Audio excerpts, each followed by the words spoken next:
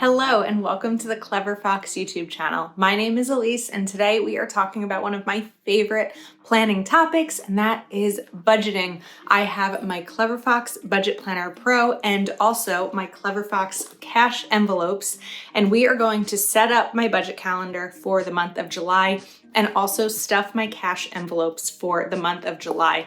If you are new to cash envelope stuffing or you're just not quite sure where to start, I'm going to share with you all of my tips and tricks today. So make sure you watch the whole video so you don't miss any of those, and that you're subscribed to our channel with that notification bell turned on so you get notified each time we post a new video. Let's get to budgeting. The first thing I'm going to do is to get my planner dated. So this is an undated planner and we are going to go ahead and get it dated for July. Now, July is one of those months that is a little bit longer in terms of the monthly calendar because Saturday is on the 1st. So I'll show you how I'm going to kind of adjust that for my needs, but we'll get this dated out here. And then over here, because I need both Sunday and Monday once I get to the end of the month, I'm just going to draw a little angle here to split this. So we have the 22nd, then I'm going to write the 23rd, 24th, then continue. And then down here is where we'll write the 30th. We're gonna change that and we have the 31st. Okay, next up, we're going to use this monthly calendar to note paydays. So I get paid on Mondays. So I'm going to use these little triangle stickers so that they don't take up much space. They're just going to pop right there into the corner of these monthly spreads. And because of the 24th, you know what? I can actually just put payday just like this, and then it's going to cover both the 24th and the 31st. Next up, I am going to take one of these bills stickers for my bills that are due. And I'll put these down when we have some bills. So we're just going to do a few of these for our example here. Okay, then we are going to list out the bills and then I can check them off once they've been paid. They can also be checked off over here. So we're going to do car insurance, electric, and Netflix, because who does not love a good Netflix binge? Now, I also have some additional paydays just with other sources of income that I have. So while my full-time job is on Mondays, I have a couple of other ones. So in this kind of situation, maybe you have a partner and you have like joint income, and this can be the way that you mark those. You could also use different colored stickers or highlighter or something like that if you want to mark whose it is. You could even put down an initial. So I could do like I over here for myself, or if you wanted to use a marker, the top of this little sticker has a little paper section. So you could color code that for one of you and use even another color for the other one and note what each of the green and that like red would be for. So some of this is, of course, my budget, and some of these are also just going to be ideas as to how you can implement it, because budgets are probably the most personal side of planning. And so I think that being able to customize a planner to meet your needs and having such an open, undated planner like this is really ideal. So we are going to list out some of the bills. So we have, this is on the 1st, car payment. Then we'll do electric is on the 11th, car insurance is on the 15th, and we have Netflix on the 28th. Okay, I also want to point out how nicely this planner lays flat. I feel like it's just a really great, easy way to kind of keep it open, and if you don't have to like keep your hand down to keep it flat. Then we are going to, this is another place where you can list out the income. So I'm going to write YST, which is the initials for my full-time job, and I'll be able to write that amount over here, and then I'll just write personal for any other additional income that I bring in, and you can list that here. And then of course, if you have other sources of income or a partner, this is where that can go. Then I'm going to list my savings goals, my savings categories right over here. So my savings categories for the month, or just kind of ongoing, are home maintenance, medical, for medical copays, medications, things like that. Fun, I have an ongoing fun savings for things like when my friends want to get together and go out, or just, experiences that I might not always otherwise budget for. So I think it's really important to budget for fun. And I also have an aunt fund. So I am an aunt of an amazing niece and nephew, and there are times that I'm with them and it costs money, and I want to make sure that I'm setting aside money for that to take them out. So month and year, we have to write that. So that is going to be July. And the year, of course, is 2023. Now, my monthly goals and my to-do list. So this is going to be an interesting month because this is my first month of home ownership. I bought a house on June 16th. And so I don't have a mortgage payment in July because in June, in my closing, I paid for July's mortgage. So things are going to change for me a lot financially because owning a home is a lot more expensive just in so many different ways than renting an apartment.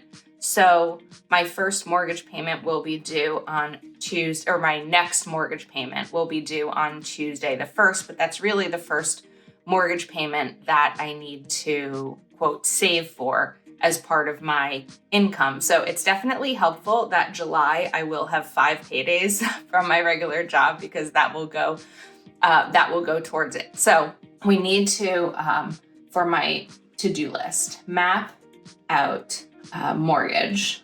I'm going to write down Mason, who's my nephew, Mason's birthday, because that is a financial thing. So I can buy him a gift. So that is definitely something that, oh, you know what? We're going to add one more here, gifts. Gifts is something that I usually save for on a monthly basis. So whether it's a birthday gift or it's a sympathy gift, if someone lost a loved one, I highly recommend having a gift sinking fund. It's even helpful if someone's having a bad day and you want to give them something small, like a cup of coffee or a gift card or something. It's just a really great way that when things come up, you already have money set aside for that.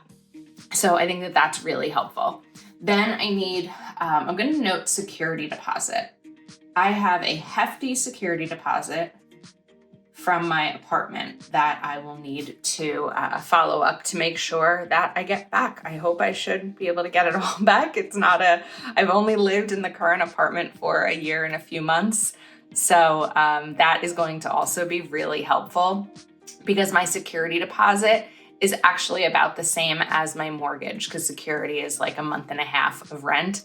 So that will also be really helpful towards my mortgage. And then I can spend the time kind of mapping out my mortgage through the rest of the year because as the year goes on and it becomes fall and winter here in New Jersey, the weather is going to change, my electric bill is going to change, all of these kinds of things. So there's a lot to do with this that's about finances. Monthly goal is going to be decide how much money I'm comfortable spending on home decor versus saving for repairs and upgrades. One of the reasons that I wanted to buy a house was so that I could really make it my own. The house I'm moving into does not need many upgrades. There's really only like 1 to 2 things that I want to do to it.